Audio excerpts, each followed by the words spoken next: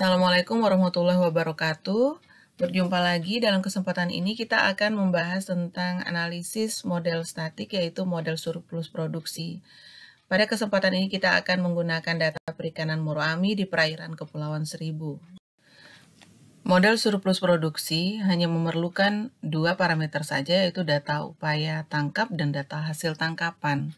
Sehingga model ini disebut sebagai model holistik karena tidak membutuhkan data yang lebih rinci. Data tersebut dapat diperoleh langsung dari lapangan seperti pelabuhan perikanan atau dinas perikanan di lokasi terdekat, ataupun dari web, yaitu dari web KKP, dari BPS atau Dinas Perikanan Provinsi, Kabupaten, Kota, ya.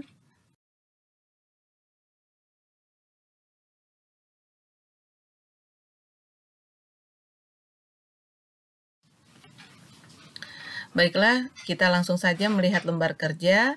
Di situ terlihat ada 3 kolom, yaitu kolom pertama adalah tahun, ya. Kemudian kolom kedua adalah data upaya tangkap.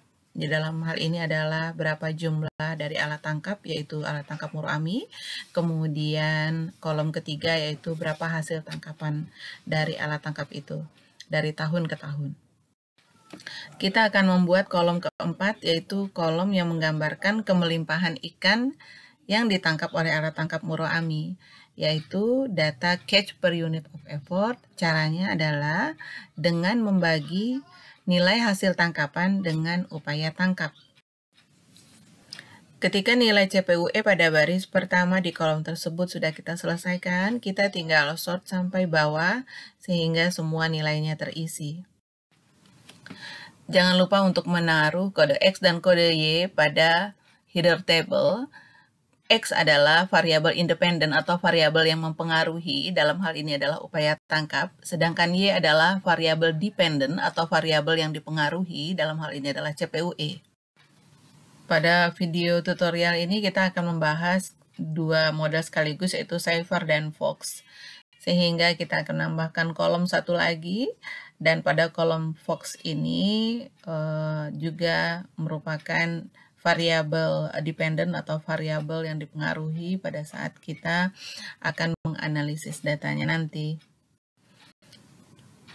Caranya sama dengan saat kita mencari nilai CPUE pada model Saver. Pada model Fox yang kita gunakan adalah len CPUE, sehingga pada baris tersebut kita membuat sama dengan, kemudian len, kemudian klik kursor pada baris CPUE di sebelah kiri. Selanjutnya kita akan menganalisis lebih lanjut data tersebut menggunakan Saver dan Fox. Pertama-tama kita akan mencari nilai intercept, atau pada Saver kita beri notasi A dan pada Fox kita beri notasi C. Intercept adalah garis perpotongan dengan sumbu Y. Ingat kembali pelajaran statistik kita pada semester lalu.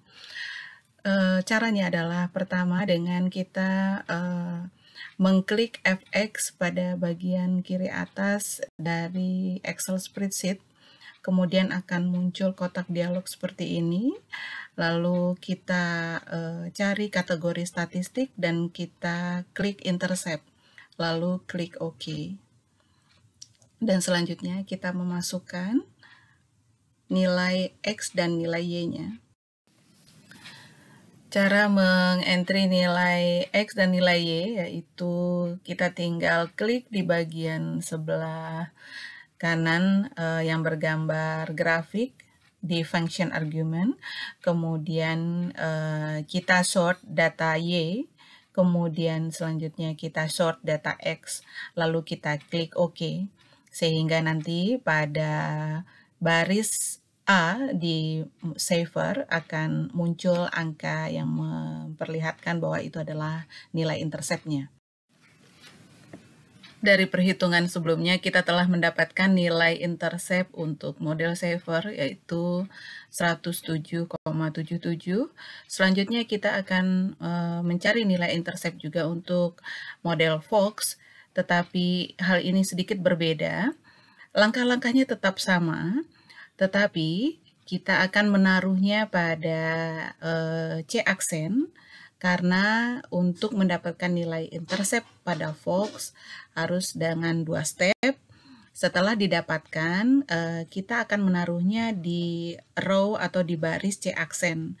Kemudian untuk mendapatkan nilai intercept yang sesungguhnya, kita perlu mengeksponenkan nilai dari C aksen tersebut, dan supaya dia setara, kita akan menaruhnya pada baris yang sama bersebelahan dengan nilai intercept dari saver. Selanjutnya kita akan mencari nilai slope atau nilai sudut kemiringan, atau disebut juga sebagai koefisien regresi, dalam hal ini dari data yang kita miliki. Caranya dengan klik function argument yang berada di sebelah kiri atas dari Excel spreadsheet. Kemudian akan muncul kotak dialog seperti terlihat dalam slide. Kita klik slope, lalu kita entrykan nilai Y dan nilai X-nya, kemudian kita klik OK. Nilai slope dari hasil perhitungan untuk saver sudah kita dapatkan seperti yang terlihat pada slide. Kita lakukan hal yang sama untuk mencari nilai slope untuk model Fox. Berikan notasi yang berbeda. Untuk slope pada saver kita beri notasi B, dan slope untuk Fox kita beri notasi D.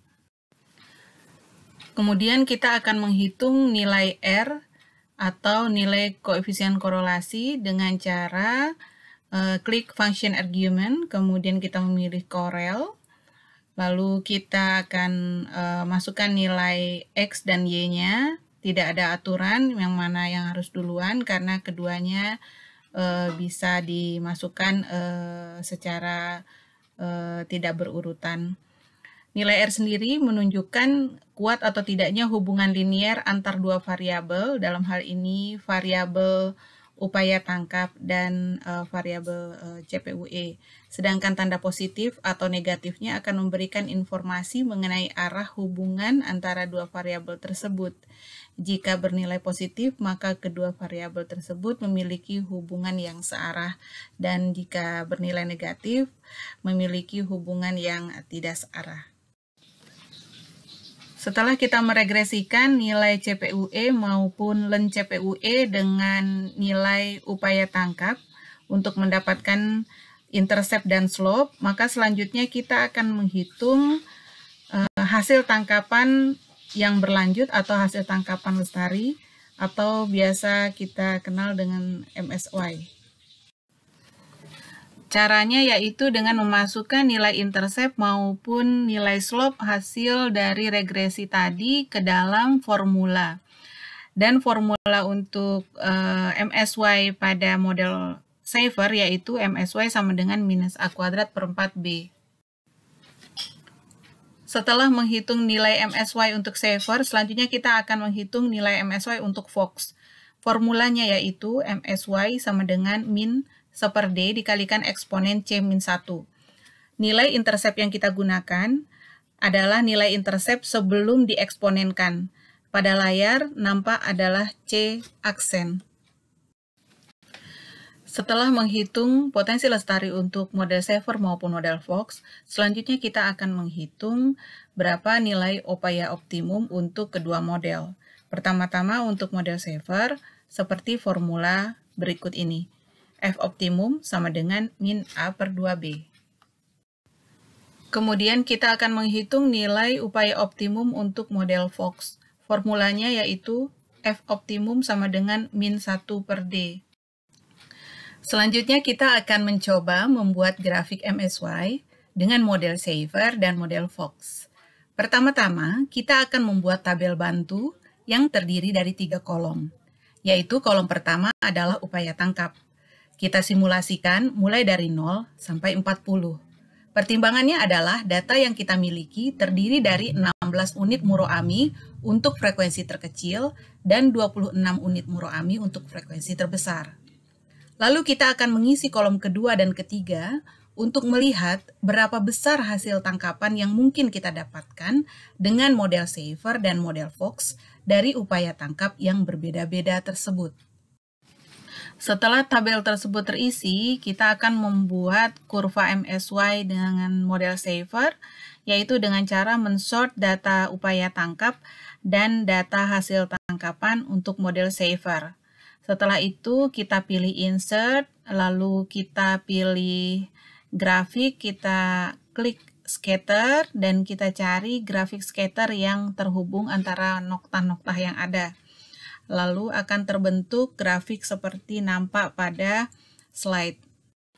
Untuk memberi nama pada kedua aksis, baik sumbu X maupun sumbu Y, kita klik pada grafik tersebut, lalu kita lihat pada bagian atas Excel, kita pilih menu Design, dan kita klik Add Chart Elements, lalu kita pilih Axis Title, baik untuk sumbu X maupun sumbu Y, lalu kita bisa menamai kedua sumbu tersebut. Untuk membuat grafik MSY dengan model Fox, pada gambar yang sama terdapat dua grafik. Caranya adalah dengan klik kiri di dalam gambar tersebut, kemudian kita klik kanan, kita pilih Select Data, lalu akan muncul kotak dialog seperti terlihat pada slide. Kemudian kita klik Add, kita klik OK, lalu akan muncul juga kotak dialog yang kedua. Kita isikan series name-nya dengan Fox Model, kemudian kita isikan nilai X-nya dengan upaya tangkap, kita short mulai baris pertama hingga baris terakhir, kemudian kita isikan juga nilai Y-nya dengan men-short data hasil tangkapan menggunakan model Fox. Kemudian kita pun dapat menambahkan data yang kita miliki ke dalam grafik tersebut dengan cara klik kiri pada gambar, kemudian klik kanan, dan kita pilih Select Data, akan muncul kotak dialog sama dengan slide sebelumnya.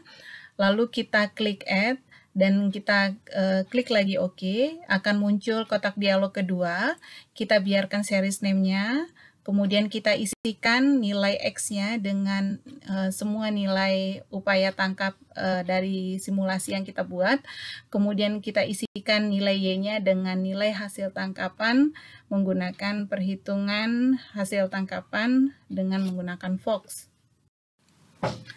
Terlihat pada gambar akan muncul nokta-nokta yang menggambarkan kondisi perikanan dari tahun ke tahun mulai tahun 2000 sampai 2008 dari data yang kita miliki.